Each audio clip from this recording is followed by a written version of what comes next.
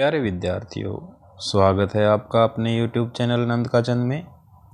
आज काफ़ी दिनों के बाद हम नए स्तर 2022-23 के लिए कक्षा 9वीं का पाठ्यक्रम यानी कि कक्षा 9वीं का सिलेबस लेकर फिर से आए हैं।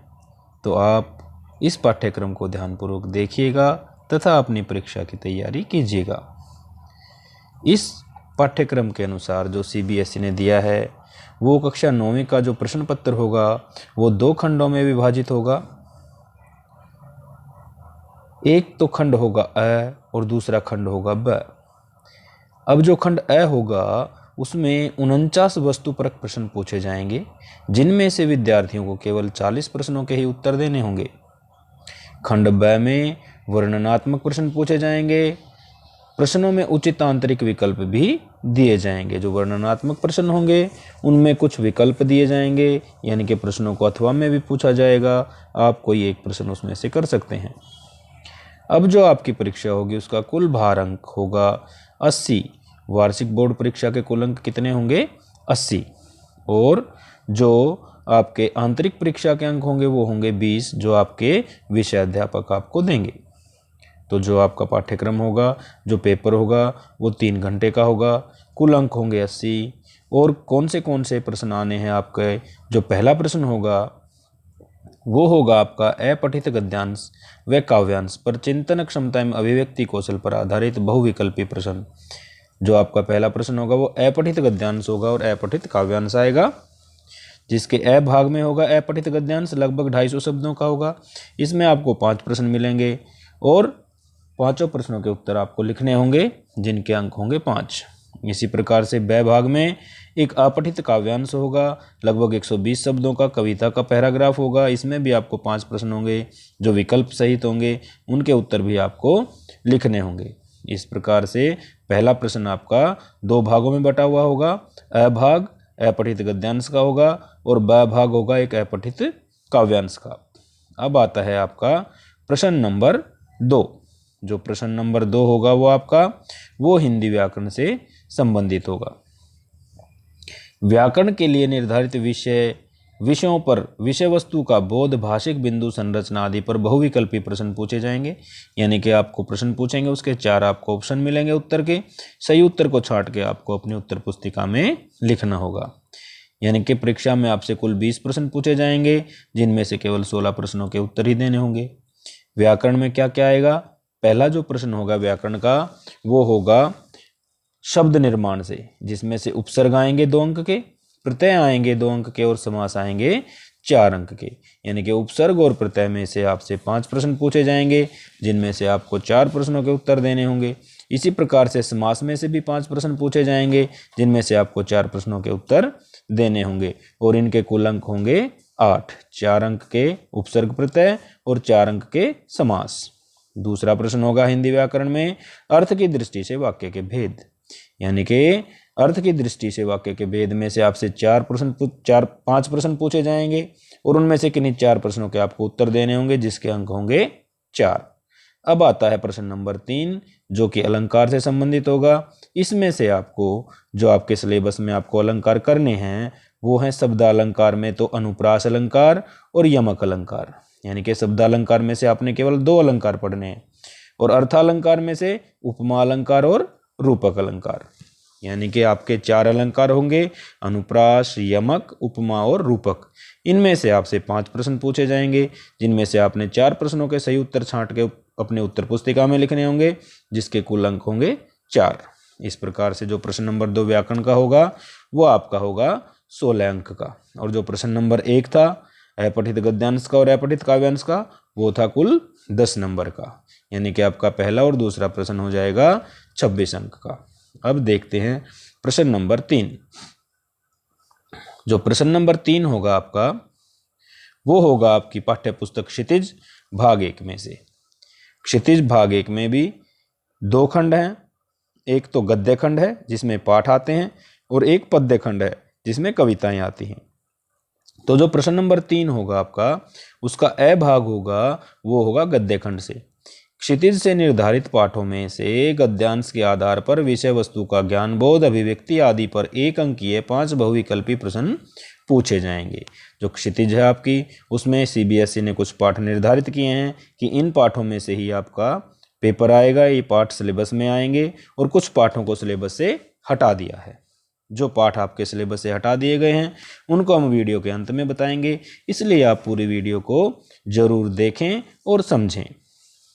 तो जो पाठ्यपुस्तक क्षितिज भाग का प्रश्न नंबर 3 होगा, उसमें जो अ भाग होगा उसमें पहला क्या आएगा, एक आपका गद्यांश आएगा क्षितिज में से, और उसमें से आपको 5 बहुविकल्पी प्रश्न पूछे जाएंगे। उसमें से सही विकल्प छांट के आपको अपनी उत्तर पुस्तिका में लिखना होगा, जिसके कुल अंक होंगे 5। जो दूसरा प्रश्न होगा, क्षितिज से निर्धारित गद्य पाठों के आधार पर विद्यार्थियों की उच्च चिंतन क्षमताओं एवं अभिव्यक्ति का आकलन करने हेतु 1 अंकीय 2 बहुविकल्पी प्रश्न पूछे जाएंगे। अब जो आपके पाठ सिलेबस में हैं उन पाठों में से आपसे 2 प्रश्न पूछे जाएंगे, बहुविकल्पी होंगे दोनों प्रश्न, 1-1 नंबर के होंगे, और उनमें आपको प्रश्न मिलेगा, प्रश्न के नीचे 4 विकल्प मिलेंगे। सही विकल्प को छांट के आपको अपनी उत्तर पुस्तिका में लिखना होगा। जो सही उत्तर मिलेगा उसका 1 अंक मिलेगा, तो 2 प्रश्न होंगे तो उनके 2 अंक आपको मिल जाएंगे, यानी कि गद्यखंड आपका हो गया 7 अंक का। अब आता है आपका काव्यखंड, जो आपके क्षितिज भाग 1 है, उसमें काव्यखंड है, वो ब भाग में पूछा जाएगा। तो उसमें क्या होगा, आपका क्षितिज से निर्धारित कविताओं में से काव्यांश के आधार पर 1 अंकीय 5 बहुविकल्पीय प्रश्न पूछे जाएंगे। जो क्षितिज है उसमें काव्यांश के आधार पर काव्यकांश दिया जाएगा, उस पर आपको पढ़ना होगा, और उसमें से 5 प्रश्न पूछे जाएंगे, उनका विकल्प सही चुन के लिखना होगा, 5 अंक आपको मिलेंगे। इसी प्रकार से जिस प्रकार से गद्य में आपसे 2 प्रश्न पूछे गए थे, वैसे ही अब काव्य में भी आपसे जो पाठ निर्धारित किए हैं उनमें से 2 प्रश्न पूछे जाएंगे, दोनों बहुविकल्पी प्रश्न होंगे। सही विकल्प को आपको लिखना होगा, तो आपको 2 अंक मिलेंगे। इस प्रकार से जो आपके क्षितिज भाग 1 है वो कविता 7 नंबर की हो गई, और जो आपका गद्यखंड था वो भी 7 नंबर का, तो कुल अंक हो गए आपके प्रश्न नंबर 3 के 14 अंक। अब आता है खंड ब। खंड ब में क्या पूछेगा, वर्णनात्मक प्रश्न।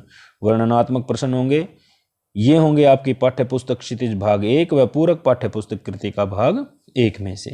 जो खंड ब में वर्णनात्मक प्रश्न पूछे जाएंगे वो क्षितिज में से और पूरक पाठ्यपुस्तक कृतिका में से पूछे जाएंगे। तो जो प्रश्न नंबर 1 होगा खंड ब में वो होगा गद्यखंड से।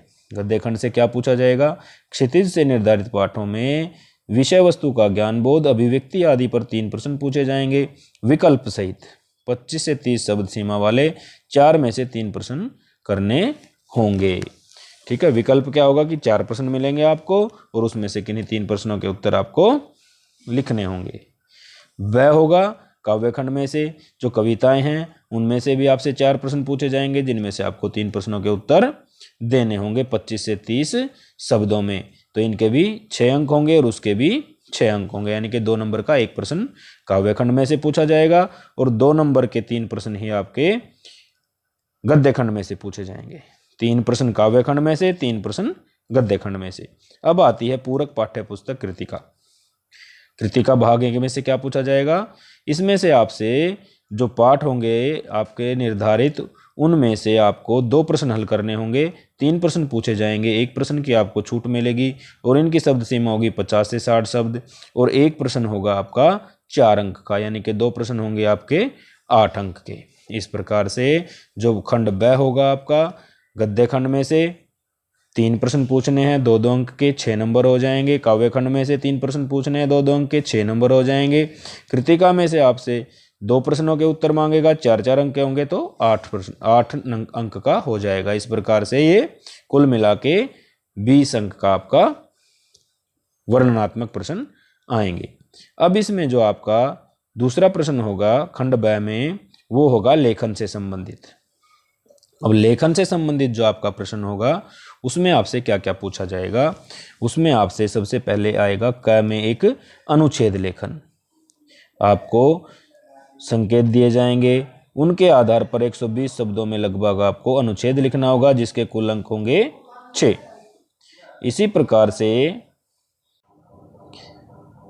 इसमें ख भाग होगा, वो होगा कि अभिव्यक्ति क्षमता के आधार पर औपचारिक अथवा अनौपचारिक विषयों में 100 शब्दों में किसी एक विषय पर आपको पत्र लिखना होगा, जिसके कुल अंक होंगे 5। ग में दिया गया है, ग का जो प्रश्न होगा वो अथवा में होगा, उसमें से आप कोई एक प्रश्न होगा उसके उत्तर लिख सकते हैं। पहला जो होगा ग में वो तो होगा आपका लघु कथा लेखन, जो आपको शीर्षक दिया जाएगा या विषय दिया जाएगा, उसमें 100 शब्दों में एक लघु कथा लिखनी होगी, या 100 शब्दों में आपको कोई भी विषय मिलेगा उस पर ईमेल लेखन करना होगा। इनमें से आप कोई भी लिख सकते हैं, या तो लघु कथा लेखन लिख सकते हैं या ईमेल, औपचारिक ईमेल लेखन लिख सकते हैं। इसके भी कुल अंक होंगे आपके लिए 5। अब होगा घ भाग। घ में कह रहा है, ये भी अथवा में मिलेगा, ये कह रहा है कि या तो आप संवाद लेखन लिखिए, दी गई परिस्थिति के आधार पर 80 शब्दों में संवाद लेखन लिखिए, या सूचना लेखन लिखिए। व्यवहारिक जीवन से संबंधित विषयों पर आधारित लगभग 80 शब्दों में सूचना लेखन, चाहे तो आप सूचना लेखन लिखें या फिर संवाद लेखन, इनमें से आपको कोई एक करना होगा, जिसके अंक होंगे 4। इस प्रकार से जो लेखन का काम होगा वो भी हमारा 20 अंक का हो जाएगा। इस प्रकार से जब हम देखेंगे तो हमारा कुल जो वार्षिक परीक्षा होगी वो हमारी 80 अंक की हो जाएगी। इसमें हमने देखा 10 अंक का पहला प्रश्न, 16 अंक का दूसरा, 16 और 10 26, और उसके बाद 14 अंक का तीसरा प्रश्न था। 26 और 14 हो गए 40 अंक यहाँ पे हो जाते हैं। और खंड ब होगा हमारा, वो भी हमारा फिर 40 अंक का होगा, 20 का ये और 20 का लेखन संबंधी कार्य है। इस प्रकार से कुल अंक हमारे हो जाते हैं 80। अब आगे देखते हैं जो 20 नंबर बच गए हमारे आंतरिक मूल्यांकन के, वो किस प्रकार से आपको मिलेंगे। तो प्यारे विद्यार्थियों, जो आंतरिक मूल्यांकन है वो आपके विषयाध्यापक करेंगे। ये सभी विषयों में आपका आंतरिक मूल्यांकन 20 अंक का ही होगा। इसमें होगा सामयिक आकलन, समय समय पर आकलन करते हैं जो आपके विषयाध्यापक। बहुविधीय आकलन, उसमें कई प्रकार से आकलन करते हैं, आपकी कापियाँ कैसी हैं, आपका अनुशासन कैसा है, आप याद कैसे करते हैं। पोर्टफोलियो, श्रवण एवं वाचन, ठीक है, किस प्रकार से आप सुनते हैं, ध्यान दे के सुनते हैं कि पढ़ाते समय आपका ध्यान कहीं और रहता है। इस प्रकार से सारी तरह से आकलन करके इनके 5-5 अंक आपको आपके जो विषय अध्यापक है वो देंगे। इस प्रकार से 80 में 20 अंक और जुड़ जाएंगे तो आपका कुल अंक हो जाएंगे 100। अब देखते हैं कि सीबीएसई ने आपकी कक्षा में कौन कौन से पाठों को हटा दिया गया है। सीबीएसई ने आपके लिए 2 पुस्तकें निर्धारित की हैं, क्षितिज भाग 1 और कृतिका भाग 1। तो इसमें कह रहा है कि निम्नलिखित पाठों से प्रश्न नहीं पूछे जाएंगे। तो क्षितिज भाग 1 में कौन से पाठ हैं? 2 पाठ हैं आपके, चंद्रगहना से लौटती बेर और यमराज की दिशा। इन दोनों पाठों में से आपसे कोई प्रश्न, कोई पैराग्राफ नहीं पूछा जाएगा। दूसरा है गद्यखंड। गद्यखंड में है नाना साहब की पुत्री देवी मैना को भस्म कर दिया गया, पूरा पाठ, इसमें से कुछ नहीं पूछा जाएगा। और हजारी प्रसाद द्विवेदी द्वारा लिखा है एक कुत्ता और एक मैना, ये पूरा पाठ, इसमें से भी आपसे कुछ नहीं पूछा जाएगा। इस प्रकार से क्षितिज में से आपके 2 कविताएं और 2 पाठ काट दिए गए हैं। केदारनाथ अग्रवाल की चंद्रगहना से लौटती बेर, चंद्रकांत देवतले की यमराज की दिशा, ये काट दी गई हैं दोनों कविताएं। गद्य में चपला देवी द्वारा लिखित है नाना साहब की पुत्री देवी मैना को भस्म कर दिया गया, और हजारी प्रसाद द्विवेदी द्वारा लिखा है एक कुत्ता और एक मैना, ये दोनों पाठ काट दिए गए हैं। अब आता है कृतिका भाग 1। कृतिका भाग 1 में माटी वाली पाठ है वो पूरा खत्म कर दिया है। इसमें से आपका पेपर में कुछ नहीं पूछा जाएगा, आपके सिलेबस में इस बार इसका अध्यापन नहीं करवाया जाएगा। और शमशेर बहादुर सिंह द्वारा लिखित है किस तरह आखिरकार में हिंदी में आया, पूरा पाठ, ये भी आपका काट दिया गया है। यानी कि कृतिका में से 2 पाठ कम कर दिए, क्षितिज में से काव्यखंड में से 2 कविताएं कम कर दी, गद्यखंड में से 2 पाठ कम कर दिए। इनको आपने नहीं करना है। बाकी जो आपके पाठ और कविताएं बच गई हैं उन सब में से आपकी परीक्षा में पूछा जाएगा, और उन सबको आपने अच्छी तरह से तैयार करना है। तो प्यारे विद्यार्थियों, ये था आपका 9वीं कक्षा का सिलेबस। इसको आपने ध्यानपूर्वक से देख लेना है, याद करना है, समझना है, और अच्छे अंक लेकर के अपनी परीक्षा में उत्तीर्ण होना है। अगर सिलेबस में आपको कोई बात समझ ना आई हो तो हमें कमेंट करके ज़रूर बताएं, और अगर हमारी वीडियो अच्छी लगी हुई हो तो हमारे इस वीडियो को लाइक व शेयर करें, तथा हमारे चैनल को सब्सक्राइब कर लें, तथा अपने साथियों को इस वीडियो से ज़रूर अवगत कराएं ताकि वो भी अपनी 9वीं कक्षा की तैयारी सिलेबस के अनुसार करके अच्छे अंक लेकर के अपनी अगली कक्षा में उत्तीर्ण हों। धन्यवाद।